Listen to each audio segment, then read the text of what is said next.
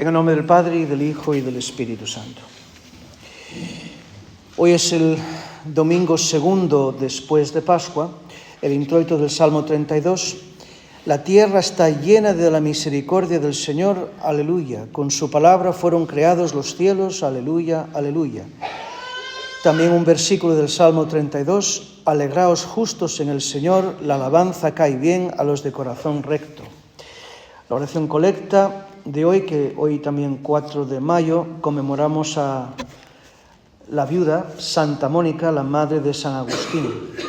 La oración colecta del domingo: oh Dios, que por las humillaciones de vuestro Hijo levantasteis al mundo abatido, conceded a vuestros fieles la alegría perpetua, y a los que librasteis de la muerte eterna, el gozo de una felicidad sin fin. De la epístola de San Pedro, apóstol, la primera epístola: carísimos hermanos, Cristo ha padecido por nosotros, dejándoos ejemplo para que sigáis sus pisadas. Él no cometió pecado, ni se halló engaño en sus palabras. Cuando era maldecido, no maldecía. Cuando le atormentaban, no amenazaba, sino que se entregaba al que le sentenciaba injustamente. Él es el que llevó la pena de nuestros pecados sobre su cuerpo en el madero de la cruz, a fin de que nosotros, muertos a los pecados, vivamos para la justicia. Por las heridas de Cristo hemos sido sanados. Erais antes como ovejas descarriadas, pero habéis vuelto al pastor y obispo de vuestras almas. Aquí traducen por guía de vuestras almas, bueno, guía, pero el término latino es episcopum, así que el pastor y obispo de vuestras almas. Y ahí vemos que el pastor, que es el obispo ministro se entiende, ¿no?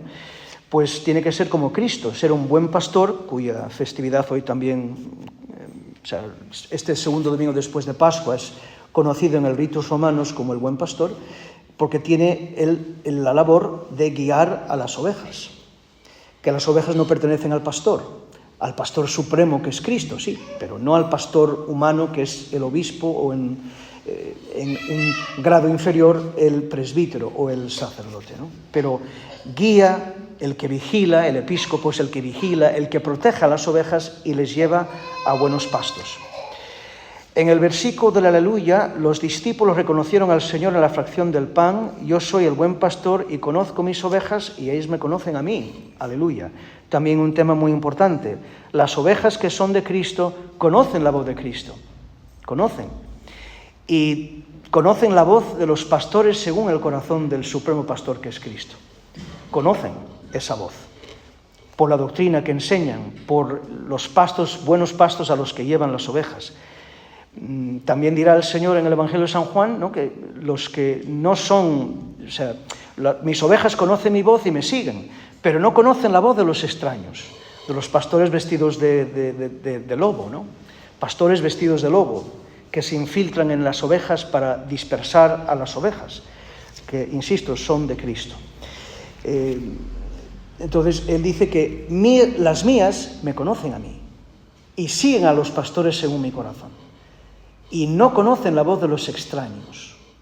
Esto es algo que hay que tener siempre presente, en cualquier época en que nos toque vivir. Esto valía para tiempos de Cristo, tiempos de los apóstoles y ahora en pleno siglo XXI. Conocer la voz de los pastores según el corazón del supremo pastor que es Cristo. Y no seguir a las voces extrañas, aunque vistan de pastor y que son realmente lobos rapaces. En el Evangelio de San Juan, en aquel tiempo dijo Jesús a los fariseos: yo soy el buen pastor da su vida por las ovejas. Pero el jornalero, el que no es pastor, a cuya propiedad pertenecen las ovejas, ve venir al lobo y desampara las ovejas y huye. Y entonces el lobo las arrebata y dispersa, y el jornalero huye precisamente porque es jornalero y no le importan las ovejas. Yo soy el buen pastor y conozco a las mías y las mías me conocen a mí, como me conoce mi Padre y así yo le conozco a Él, y pongo mi vida por las ovejas, por mis ovejas.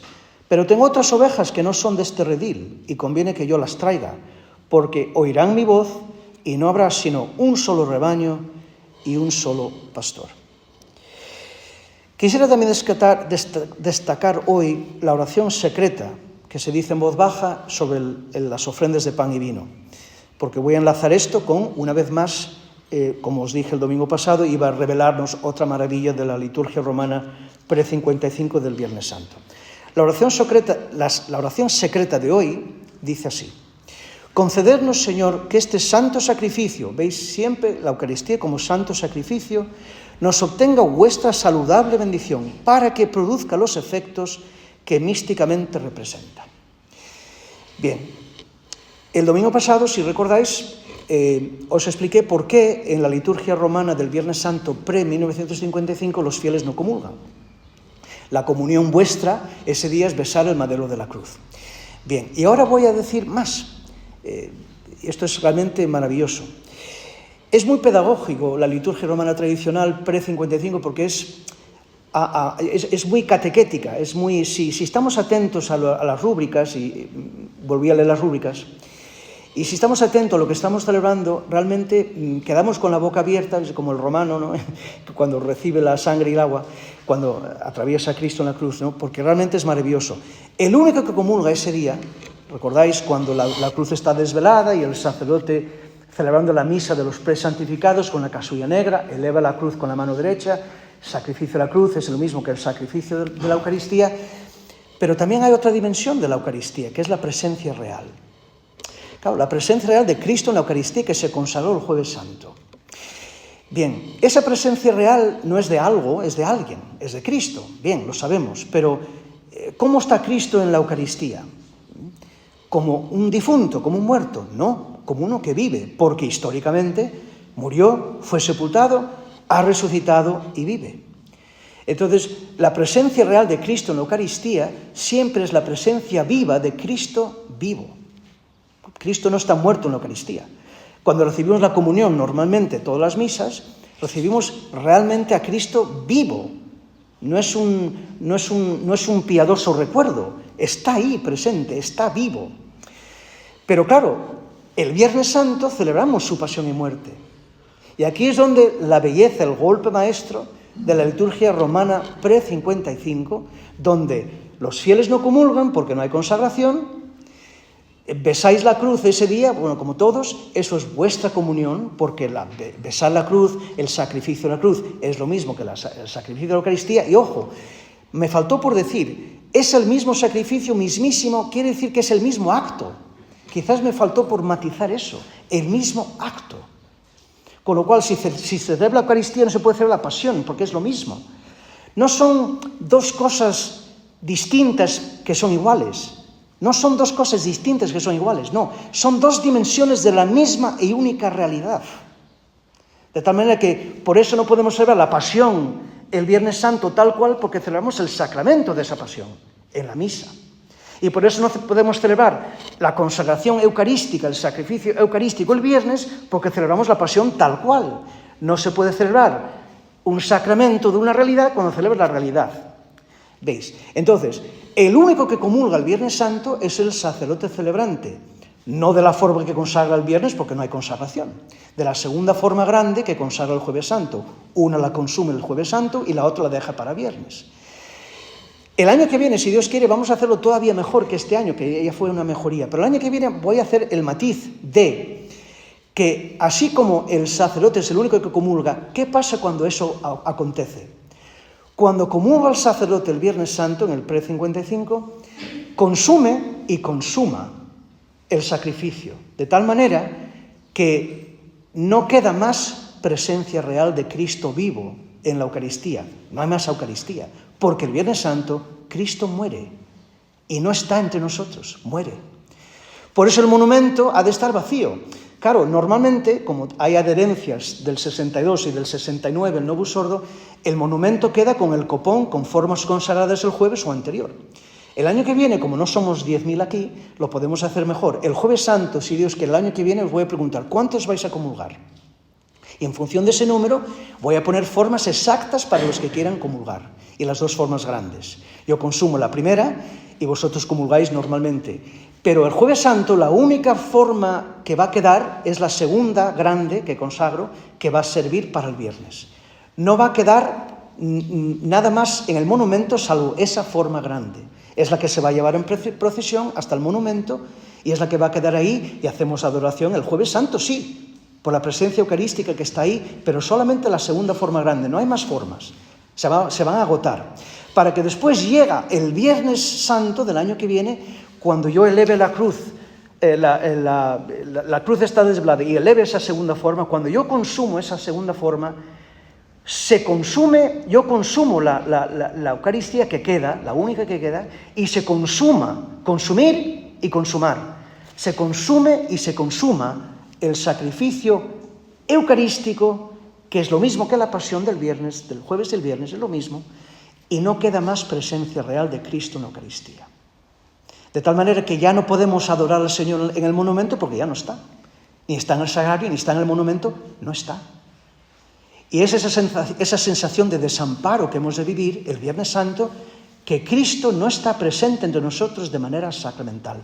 No hay Eucaristía, porque se ha consumido y se ha consumado el sacrificio. ¿Veis?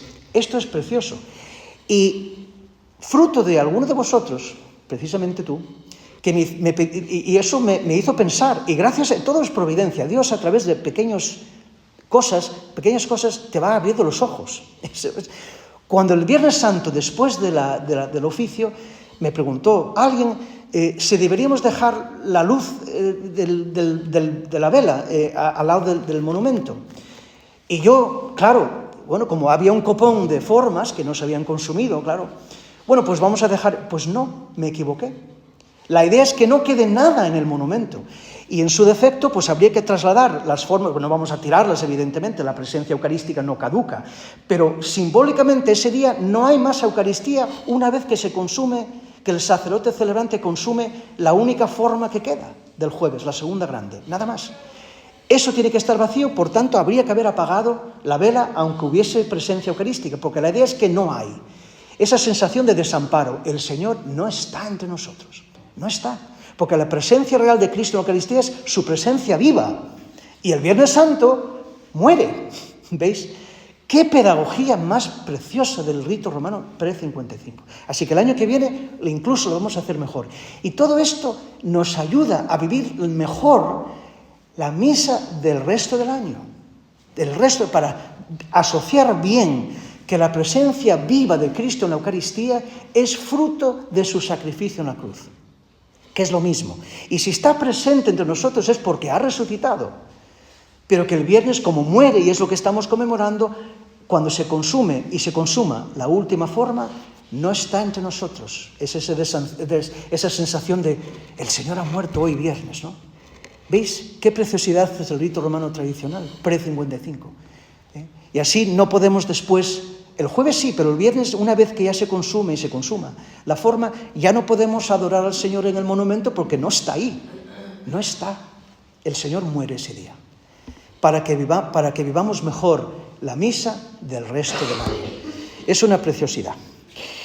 Bien, y eso también la oración la oración secreta de hoy, pues me inspiró también para enlazarlo perfectamente. Concédele, Señor, que este santo sacrificio que nos regala tu presencia viva entre nosotros, una muerte que nos da la vida, nos obtenga vuestra saludable bendición para que produzca los efectos que místicamente representa este misterio augusto, este misterio insondable que es el misterio eucarístico.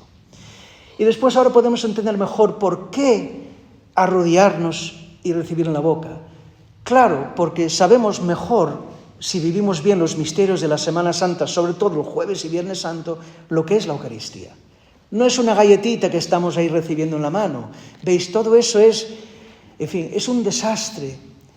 Cuando manipulamos lo más sagrado de manera tan banal, tan ordinario, como un cacho de pan, simplemente una galletita, pues eso quita, es que no se puede avanzar así. Cuando no se respeta lo más sagrado, vamos a respetar todo lo demás. Si no respetamos al Señor mismo en la dimensión de su sacrificio y presencia real viva, si eso no lo vamos a respetar, ¿cómo vamos a respetar su doctrina, el dogma, la liturgia como un encuentro social, la moral, no digamos, no tiene sentido nada cuando no valoramos lo que es el misterio eucarístico. El misterio de, por un lado, la dimensión del sacrificio de la cruz, el mismo acto.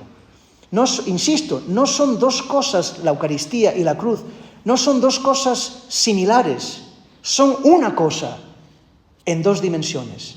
La única diferencia entre el sacrificio eucarístico y el sacrificio de la cruz, o sea, del jueves al viernes, la única diferencia es que una es con sangre, cuando el Señor murió por nosotros en la cruz, aquel primer Viernes Santo, y la otra es sin sangre, pero es lo mismo. Ojo, el mismo acto. Y se reproduce, no se repite, se reproduce. Se hace presente la historia aquí. La Eucaristía no repite, hace presente el primer y único de una vez para siempre, como dice San Pablo a los Hebreos.